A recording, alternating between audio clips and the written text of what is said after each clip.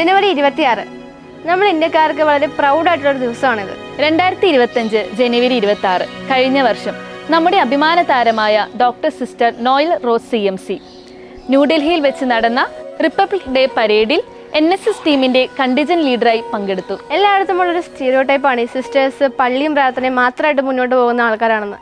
പക്ഷെ അങ്ങനെയല്ല, ഈ സ്റ്റീരിയോടൈപ്പുകളെ എല്ലാം മറികടന്നുകൊണ്ടാണ് നമ്മുടെ സിസ്റ്റർ നോയൽ ഈ ഒരു പദവിയിൽ നിന്ന് എത്തിയിരിക്കുന്നത്. സിസ്റ്ററിന്റെ അനുഭവങ്ങളും വിശേഷങ്ങളും നമുക്ക് ചോദിച്ചറിയാം. ഏവർക്കും സ്വാഗതം.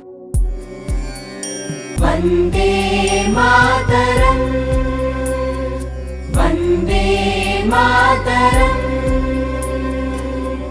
നമ്മൾ ചെറുപ്പം മുതലേ TV-യിൽ റിപ്പബ്ലിക് ഡേക്ക് പരേഡൊക്കെ കാണാറുണ്ട്. പക്ഷെ അത് അടുത്ത് നിന്ന് നമ്മളത് എന്താണെന്ന് മനസ്സിലാക്കുകയോ ചിന്തിക്കുകയോ ഒന്നും ചെയ്തിട്ടില്ല.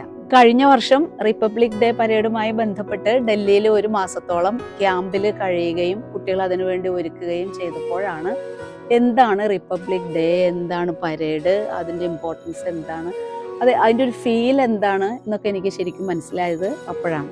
സിസ്റ്ററിനെ ചെറുപ്പകാലത്തോ അല്ലെങ്കിൽ NSSൽ പ്രവർത്തിച്ചുകൊണ്ടിരുന്ന സമയത്തോ എന്തെങ്കിലും ഇങ്ങനെ ആഗ്രഹിച്ചിട്ടുണ്ടോ അല്ലെങ്കിൽ സ്വപ്നം കണ്ടിട്ടുണ്ടോ? ഇങ്ങനെ ഒരു അവസരം കിട്ടുമെന്ന് സ്വപ്നം കണ്ടിട്ടുണ്ടോ? ഞാൻ ഒരിക്കലും അങ്ങനെ പ്രതീക്ഷിച്ചിട്ടില്ല. പക്ഷേ നാഷണൽ സർവീസ് സ്കീമിൽ ഉള്ള ഒരു സാധ്യതയാണ് ഈ റിപ്പബ്ലിക് ഡേ പരേഡിൽ പങ്കെടുക്കാൻ വോളണ്ടിയേഴ്സിനും ചാൻസ് ഉണ്ട്, അതുപോലെ പ്രോഗ്രാം ഓഫീസേഴ്സിനും സാധ്യതയുണ്ട്. സിസ്റ്ററിന് എങ്ങനെയാ ഈ അവസരം കിട്ടിയത്? നാഷണൽ സർവീസ് സ്കീമിൽ വളരെ ആക്റ്റീവായി നിൽക്കുന്ന പ്രോഗ്രാം ഓഫീസേഴ്സിനാണ് ഇത്തരത്തിൽ RD പരേഡിൽ പങ്കെടുക്കാനുള്ള ഒരു ചാൻസ് കിട്ടുന്നത്. ഞാൻ ദൈവാനുഗ്രഹത്താൽ ഞാൻ വളരെ പാഷനേറ്റ് ആണ് നാഷണൽ സർവീസ് സ്കീമിനോട്. അതിൻ്റെ കാരണം യൂത്തിൻ്റെ ഒരു പേഴ്സണാലിറ്റി ഡെവലപ്മെൻറ്റിന്, പ്രത്യേകിച്ച് സാമൂഹ്യ സേവനങ്ങളിലൂടെ അവരെ സൊസൈറ്റിക്ക് പ്രയോജനകരമായ വിധത്തിൽ സാമൂഹിക സേവനങ്ങൾ നടത്താനുള്ള ഒരു സാധ്യത നാഷണൽ സർവീസ് സ്കീമിൽ ഉള്ളതുകൊണ്ട് തന്നെ എനിക്ക് വളരെ ഇഷ്ടമാണ് ഇതിൽ പ്രവർത്തിക്കുക എന്നുള്ളത്. അപ്പോൾ അതുകൊണ്ട് തന്നെ ഒരുപാട് പ്രവർത്തനങ്ങൾ ഇതിൽ ചെയ്യാൻ കഴിഞ്ഞിട്ടുണ്ട്. 10-15ഓളം വീടുകൾ പാവപ്പെട്ടവർക്ക് വേണ്ടി ചെറുപ്പക്കാരുടെ കൂടെ, ഞങ്ങളുടെ വോളണ്ടിയേഴ്സിൻ്റെ കൂടെ നിർമ്മിക്കാൻ കഴിഞ്ഞിട്ടുണ്ട്. പിന്നെ പല ലെവലിലുള്ളൊരു പ്രോസസ്സിലൂടെയാണ് ഈ RD ക്യാമ്പിലേക്കുള്ള സെലക്ഷനിലേക്ക് വരുന്നത്. കോളേജ് ലെവലിലൊരു സെലക്ഷനുണ്ട്, യൂണിവേഴ്സിറ്റി ലെവലിലൊരു സെലക്ഷനുണ്ട്. യൂണിവേഴ്സിറ്റിയിൽ നിന്ന് തിരഞ്ഞെടുക്കപ്പെട്ട കുട്ടികളെ കൊണ്ട് സ്റ്റേറ്റ് ലെവലിലൊരു സെലക്ഷനുണ്ട്. അതിനുശേഷം പ്രീ RD എന്ന് പറഞ്ഞു, അതായത് 4 സ്റ്റേറ്റുകൾ ഒരുമിച്ച് ഒരു സോൺ വൈസ് ആയിട്ട്, ഇപ്പോൾ സൗത്ത് ഇന്ത്യയിലെ 4 സ്റ്റേറ്റുകൾ ഒരുമിച്ച്, ഈ പ്രാവശ്യം അത് കർണാടകയിലെ ദാവങ്കര യൂണിവേഴ്സിറ്റിയിലായിരുന്നു.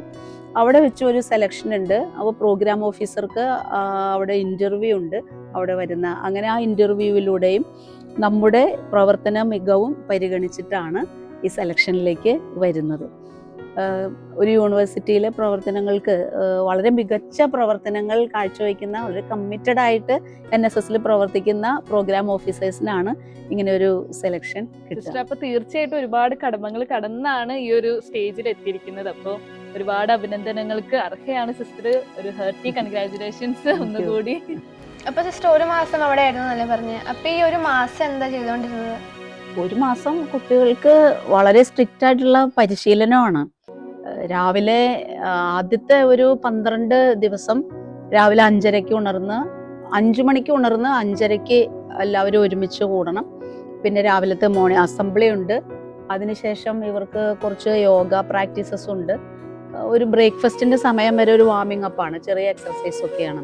ബ്രേക്ക്ഫാസ്റ്റിന് ശേഷമാണ് ഞങ്ങളെ ഒരു 9:30 ഈ ജവഹർലാൽ നെഹ്റു ഇന്റർനാഷണൽ സ്റ്റേഡിയത്തിലേക്ക് കൊണ്ടുപോകും. അവിടെ ചെന്ന ഒരു ഉച്ചയ്ക്ക് 2:30 മണി വരെ പ്രാക്ടീസാണ്, പരേഡ് പ്രാക്ടീസാണ്, മാർച്ച് പാസ്റ്റ് പ്രാക്ടീസ് ചെയ്യണം. വീണ്ടും 2:30 ലഞ്ച് കഴിഞ്ഞാൽ ഒരു 3:30 മണിക്ക് വീണ്ടും അക്കാഡമിക് സെഷൻസ് ഉണ്ട്. അക്കാഡമിക് സെഷൻ കഴിഞ്ഞാൽ 5:30 മുതൽ വീണ്ടും 6:30 വരെ ഈ മാർച്ച് പാസ്റ്റ് പ്രാക്ടീസാണ്. ആദ്യ ദിവസങ്ങളൊക്കെ കുട്ടികളുടെ കാലൊക്കെ പൊട്ടി ഇങ്ങനെ ബ്ലഡൊക്കെ വരും. നിറയെ ബാൻഡേജ് ഒട്ടിച്ച് ഒക്കെ ആയിരിക്കും അവർ പ്രാക്ടീസ് ചെയ്യുക. 6:30 കൾച്ചറൽ പ്രോഗ്രാമുകളാണ്. സാധാരണ കൾച്ചറൽ പ്രോഗ്രാം അല്ല, ഓരോ സ്റ്റേറ്റിനെയും റെപ്രസെന്റ് ചെയ്യുന്ന കൾച്ചറൽ പ്രോഗ്രാം പെർഫോം ചെയ്യണം. ഇപ്പം നമ്മുടെ ഉദാഹരണത്തിന് കേരളത്തിൽ നിന്നാണെങ്കിൽ ഓട്ടംതുള്ളലോ, കഥകളി, മോഹിനിയാട്ടം, അങ്ങനെയുള്ള പിന്നെ തെയ്യം, അങ്ങനെയുള്ള കൾച്ചറൽ പ്രോഗ്രാമാണ് വിത്ത് കോസ്റ്റ്യൂം, ഫുൾ കോസ്റ്റ്യൂമോട് കൂടിയാണ്. നമ്മളിപ്പം ബൂട്ട്സും ഡ്രസ്സുകളൊക്കെ ഇവിടുന്ന് കൊണ്ടുപോകും.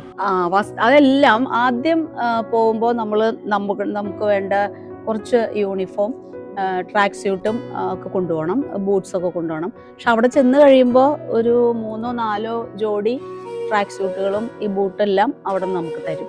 ഈ കൾച്ചറൽ പ്രോഗ്രാമിൽ നിന്നാണ് മികച്ച രീതിയിൽ പെർഫോം ചെയ്യുന്ന കുട്ടികളെ തിരഞ്ഞെടുത്ത് അവർക്ക് പ്രത്യേക പരിശീലനം കൊടുത്ത് ഈ പരേഡിന് ശേഷം 26-ാം തീയതിയിലെ പരേഡിന് ശേഷം പ്രധാനമന്ത്രിയുടെയും പ്രസിഡന്റിന്റെയും വസതികളിൽ ഡിന്നറുണ്ട്. കൂടാതെ അവർ ഈ ഒരു കൾച്ചറൽ പ്രോഗ്രാം അവിടെ പ്രസന്റ് ചെയ്യണം. ഈ പ്രധാനമന്ത്രിയുടെയും പ്രസിഡന്റിന്റെയും ഹൗസിൽ അവതരിപ്പിക്കാനുള്ള കൾച്ചറൽ പ്രോഗ്രാമിന് പ്രത്യേക പരിശീലനം, അത് എല്ലാ സ്റ്റേറ്റിൽ നിന്നുള്ള കുട്ടികളുടെ റെപ്രസെന്റേഷൻ ആ പരിപാടിക്ക് ഉണ്ടാവും. വലിയ ഒരു പെർഫോമൻസ് ആണത്.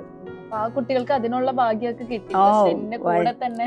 അതെ, വലിയ ഭാഗ്യമാണ്. പ്രസിഡന്റ് അതുപോലെ സിസ്റ്ററിനും കാണാൻ സാധിച്ചു. പിന്നെ അവിടെയൊക്കെ പ്രസിഡന്റിന്റെയും പ്രധാനമന്ത്രിയുടെയും വസതിയിലുള്ള വിരുന്ന് സൽക്കാരത്തിൽ നമ്മൾ പങ്കെടുക്കുന്നുണ്ട്. നമ്മൾ അതിൽ അതിഥികളാണ്.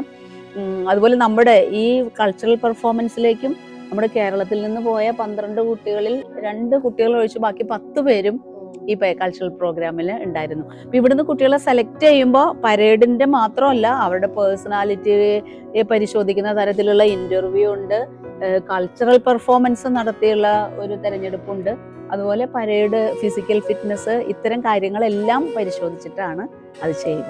ശരിക്കും നമ്മൾ ഇതൊന്നും അറിയുന്നില്ല, ഇതിന്റെ പുറകെ ഇത്രയും കാര്യങ്ങൾ നടക്കുന്നുണ്ടെന്നൊന്നും നമ്മൾ അറിയുന്നില്ല. ശരിയാണ്. നമ്മുടെ ഇടയിൽ നിന്നുള്ള കുട്ടികൾ വന്നിട്ടുണ്ടെന്നും നമ്മൾ ഭയങ്കര പ്രൗഡാണ്. ഇത്രയും കുട്ടികൾ പ്രധാനമന്ത്രിയുടെ അടുത്തുണ്ട് എന്ന് പറയുമ്പോൾ തീർച്ചയായിട്ടും. സിസ്റ്റർ ഒരു കന്യാസ്ത്രീ എന്ന നിലയിൽ ഈ ഒരു അവസരത്തെ എങ്ങനെ നോക്കിക്കാണുന്നു? ഈ ഒരു സിസ്റ്റർ ആദ്യമായിട്ടാണ് ഇത്തരം ഒരു പോസ്റ്റിലേക്ക് ഒരു സ്റ്റേറ്റിനെ റെപ്രസെന്റ് ചെയ്ത് റിപ്പബ്ലിക് ഡേ പരേഡിൽ കണ്ടിജന്റ് ലീഡറായിട്ട് പങ്കെടുക്കുന്നത്. സ്വാഭാവികമായിട്ടും 28 സ്റ്റേറ്റിലെ വോളണ്ടിയേഴ്സിന്റെ കൂടെയാണ് രാവും പകലും നമ്മൾ കഴിയുന്നത്. ക്യാമ്പിലെ ആദ്യ ദിവസങ്ങളിലൊക്കെ നോർത്തിൽ നിന്നൊക്കെയുള്ള വോളണ്ടിയേഴ്സ് ഒരു സിസ്റ്ററിനെ കാണുമ്പോൾ എന്തോ വിചിത്ര ജീവിയെ കണ്ട പോലെ ഇങ്ങനെ നമ്മളെ അടിപൊടി പകച്ചു നോക്കിയിട്ട് ഒഴിഞ്ഞു പോകുന്നത് ഞാൻ ശ്രദ്ധിച്ചിട്ടുണ്ട്. പക്ഷെ പിന്നീട് അവരോട് വളരെ ഫ്രണ്ട്ലി ആയിട്ട് ഇടപെടുകയും ഭക്ഷണമൊക്കെ കഴിക്കുന്ന സമയത്ത് അവരോട് ഫുഡ് കഴിച്ചോ എന്നൊക്കെ ചോദിക്കുകയും ഇങ്ങനെ വലിയ സ്നേഹ സംഭാഷണങ്ങളൊക്കെ നടത്തുകയും കുട്ടികളുടെ ആരോഗ്യ കാര്യങ്ങളിലൊക്കെ ഞാൻ പ്രത്യേകം ശ്രദ്ധിക്കുകയൊക്കെ ചെയ്തു. അപ്പോൾ അവർ നമ്മുടെ ലൈഫിനെ കുറിച്ച് ചോദിക്കാൻ തുടങ്ങി. അപ്പോൾ ഈ സിസ്റ്റേഴ്സിൻ്റെ ജീവിതം ഇങ്ങനെ ജോലി ചെയ്യാൻ പാടുണ്ടോ എന്ന് അവർ ചോദിച്ചു. നിങ്ങൾ ദൈവത്തിന് വേണ്ടി സമർപ്പിതരാണെങ്കിൽ അപ്പോൾ ഇങ്ങനത്തെ കോളേജിൽ പഠിപ്പിക്കുന്നതൊക്കെ ശരിയാണോ? ശമ്പളം വാങ്ങിക്കാൻ പാടുണ്ടോ? അതെന്ത് ചെയ്യുന്നു? അപ്പോൾ ഞങ്ങൾ വാങ്ങുന്ന ശമ്പളം എന്തിനാണ് വേണ്ടിയാണ് ഉപയോഗിക്കുന്നത് എന്നൊക്കെ കേട്ട് കഴിഞ്ഞപ്പോൾ അവർക്ക് പിന്നെ നമ്മളോട് ഭയങ്കര റെസ്പെക്റ്റായി. പിന്നെ വലിയ സ്നേഹമാണ്. എപ്പോൾ കണ്ടാലും ഓടി വന്ന് സംസാരിക്കും. ഒരു പയ്യൻ, അവൻ പഞ്ചാബിൽ നിന്നുള്ളവനാണ്. ഞാൻ ഇപ്പോഴും ഓർക്കുന്നു. ഒരു ദിവസം അവൻ എന്നോട് പറഞ്ഞു, ഞാൻ ആദ്യമായിട്ടാണ് ഒരു സിസ്റ്ററിനെ ഇങ്ങനെ തൊട്ടടുത്ത് കാണുന്നത്, എന്നെ ഒന്ന് ബ്ലെസ് ചെയ്യണമെന്ന് പറഞ്ഞിട്ട് അവൻ എൻ്റെ മുമ്പിൽ മുട്ടുകുത്തി ഇങ്ങനെ നിന്നതൊക്കെ ഞാൻ ഓർക്കുന്നുണ്ട്. അപ്പം ഞാൻ അവൻ്റെ ശിരസിൽ കൈവച്ച് അവനെ പ്രാർത്ഥിക്കുകയൊക്കെ ചെയ്തു. അതൊക്കെ നമുക്ക് മറക്കാൻ പറ്റാത്തൊരു എക്സ്പീരിയൻസ് ആണ്. അതുപോലെ കർത്തവ്യപഥിലൂടെയുള്ള ഈ പ്രാക്ടീസിന് കുട്ടികൾ, കർത്തവ്യപഥ് എന്ന് പറയുന്നത് രാഷ്ട്രപതി ഭവനിൽ നിന്ന് ഇന്ത്യ ഗേറ്റിലേക്കുള്ള ഒരു റോഡാണ്. ഏകദേശം ഒരു 4 കിലോമീറ്റർ ദൈർഘ്യമുള്ള റോഡാണ്. അതിലൂടെയാണ് എല്ലാ ദിവസവും ഇങ്ങനെ പ്രാക്ടീസ് ചെയ്യുന്നത്. പരേഡ് നടക്കുന്നത് അവിടെയാണല്ലോ. ഒരു ദിവസം അങ്ങോട്ടേക്ക് പരേഡായിട്ട് പോകും, തിരിച്ചിങ്ങോട്ട് നടന്നു പോരും. അങ്ങനെ തിരിച്ചിങ്ങനെ നടന്നു പോരുന്ന സമയത്ത് 2 പട്ടാളക്കാര്, ഈ ഡ്രസ് റിഹേഴ്സലിന്റെ അന്നാണ്, 23-ാം തീയതി ഡ്രസ് റിഹേഴ്സൽ ഉണ്ട്. രാഷ്ട്രപതിയും പ്രധാനമന്ത്രിയും ഒഴിച്ച് ബാക്കി നമ്മൾ റിപ്പബ്ലിക് ഡേയിൽ TV-യിൽ കാണുന്ന പരേഡ് അതുപടി ഈ ഡ്രസ് റിഹേഴ്സലിന് അങ്ങനെ തന്നെ സംഭവിക്കും.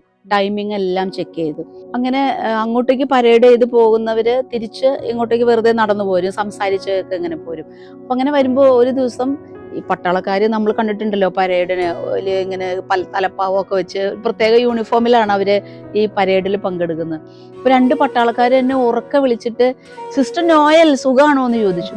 അപ്പൊ ഞാൻ ഞെട്ടിപ്പോയി. അപ്പൊ ഞാൻ അവരോട് ചോദിച്ചു, നമ്മൾ അങ്ങനെ ഒരു സാഹചര്യത്തിൽ ഒരിക്കലും നമ്മുടെ പേര് പറഞ്ഞ ഒരാൾ വിളിക്കുമെന്ന് നമ്മൾ പ്രതീക്ഷിക്കുന്നേ ഇല്ല. പട്ടാളക്കാരൊക്കെ നമ്മൾ ആ രീതിയിലാണുള്ള, സാധാരണ ഒരു സിവിലിയൻ പോലെ അല്ലല്ലോ.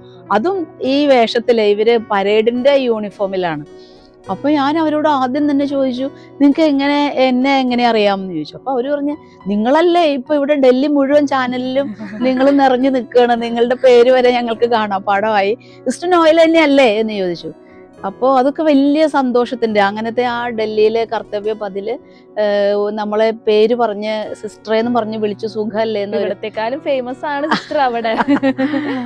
അങ്ങനെയൊന്നും ഇല്ല. പക്ഷെ ആ ദിവസങ്ങളിൽ ഒരു സിസ്റ്റർ ആദ്യമായിട്ട് ഇത് ചെയ്തത് കൊണ്ട് വലിയ അവർക്കതൊരു മീഡിയ, അത്ഭുതമായിരിക്കും. അതെ അതെ അതെ, വലിയ മീഡിയ കവറേജ് ആയിരുന്നു. മാത്രമല്ല ഞാൻ ഈ അവിടെ നടക്കുന്ന സമയത്ത് നല്ല തണുപ്പാണ് ഡൽഹിയിൽ, മൈനസിലേക്കൊക്കെ തണുപ്പ് വന്ന സമയമാണ്.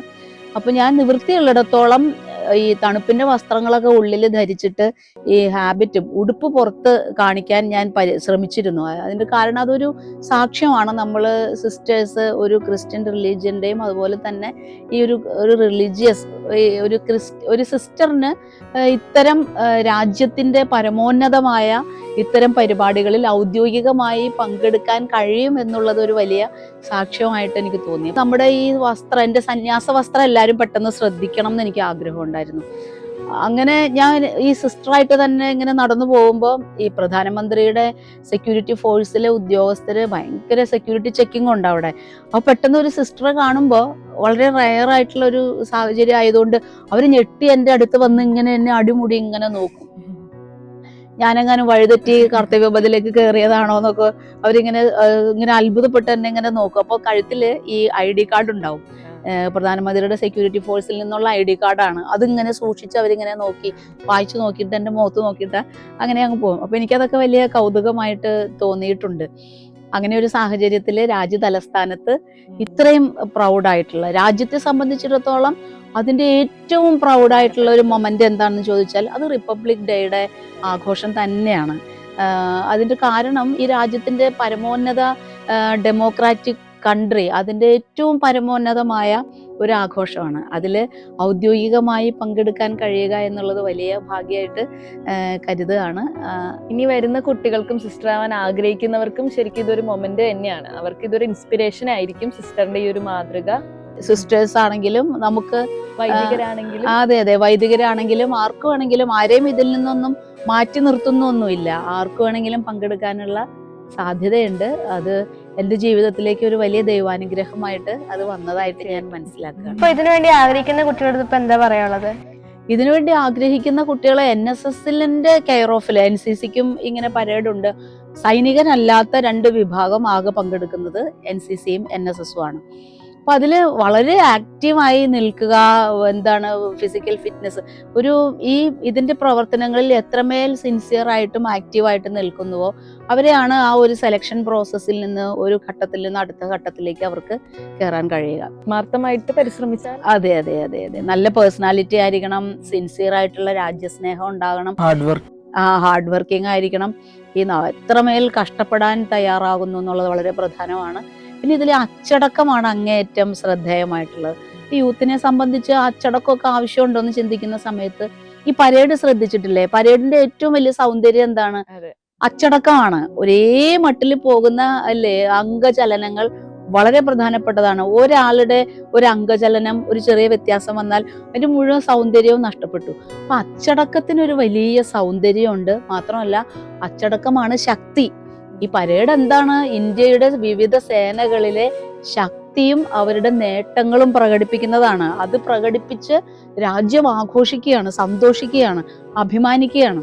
അപ്പോൾ അച്ചടക്കം എന്ന് പറയുന്നത് പവറാണ്, ശക്തിയാണ്.